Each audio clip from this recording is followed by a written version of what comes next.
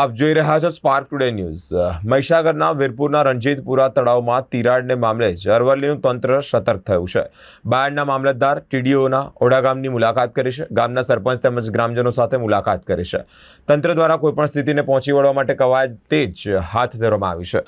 અત્યારે હાલ રણજીતપુરાનું જે તળાવ છે ત્યાં પેલો પાડો હોય એમાં તિરાડ પડી ગઈ છે થોડી, પણ એનું લેવલ અત્યારે ઘટી ગયું છે। એટલે જો રાત્રે પૂરજોશથી વરસાદ આવે તો પાણી આવવાની શક્યતા છે। એના લઈને ઓઢા, પીપોદરા, દક્ષિણેશ્વર, આબાગામ, પછી બાયડ, આ બધા ગામોને આપણે અલર્ટ આપેલું છે। ભાઈ રાત્રે જો પાણીનો પ્રવાહ વધે તો આપણે જે શેલ્ટર હોમની વ્યવસ્થા કરેલી છે ત્યાં શિફ્ટ કરી દેવાના એમ। અત્યારે સાંજે જ્યારે મેસેજ મળ્યા જિલ્લા કંટ્રોલ રૂમથી અને આરએસી સાહેબ અને પ્રાંત અધિકારી સાહેબ તરફથી તરત જ રણજીતપુરા ખરોડ તળાવની આજે મુલાકાત લીધી।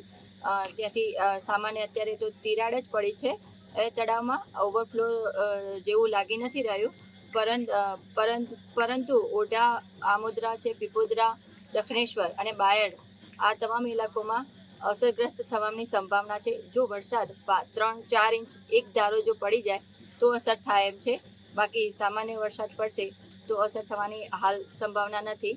અત્યારે ઓઢા ગામે વિઝિટ લીધી છે। તમામ ગામના સરપંચો અને તલાટીને હેડક્વાર્ટર પર રહેવાની સૂચના આપી છે અને શેલ્ટર રૂમની વ્યવસ્થા કરી છે।